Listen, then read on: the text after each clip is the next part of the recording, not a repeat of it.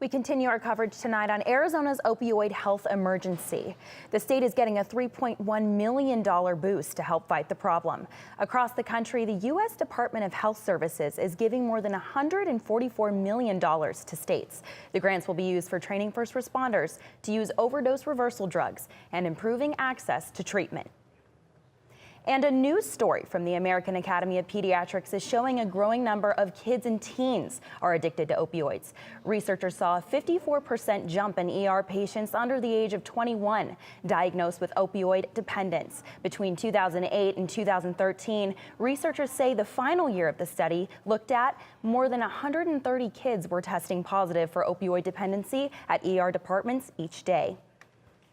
And the Arizona Department of Health Services just released the latest numbers on suspected opioid deaths and overdoses. Since they started tracking it back in June, 310 Arizonans are believed to have died from opioids, with more than 2,700 others overdosing.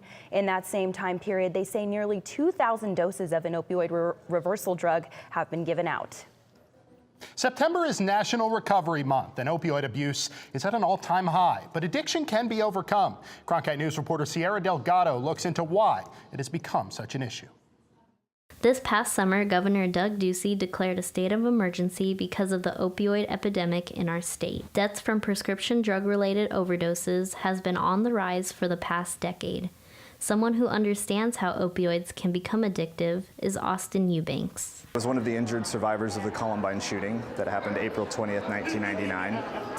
And by way of that, I was prescribed opiates.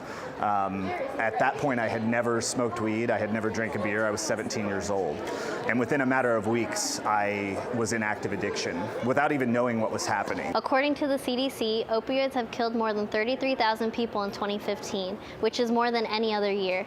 And in Arizona, at least 2 people a day die from opioids. Stephanie SIETE explains that although there are antidotes like Narcan available to reverse these overdoses, the drugs can still be too powerful. With something like fentanyl, and a lot of these drugs are unknown and undetected at the time of the overdose, it can take 2, 3, 4, 5. You just don't know hits of Narcan, and does the first responder have enough? So it's helping save lives, but it won't save everybody. There are outlets like recovery centers that can help address this addiction, like CROSSROADS. People such as myself who have gone through the program and now work for it have a vested interest. We truly believe in this program, and it saved my life, so I truly believe that it can help somebody else. Eubanks believes that education about this crisis can help others know the effects. Talking about the way that opiates affect emotional pain is incredibly important, because I believe if I would have had the knowledge to actually know that I was medicating emotional pain, I would have been able to stop it earlier on.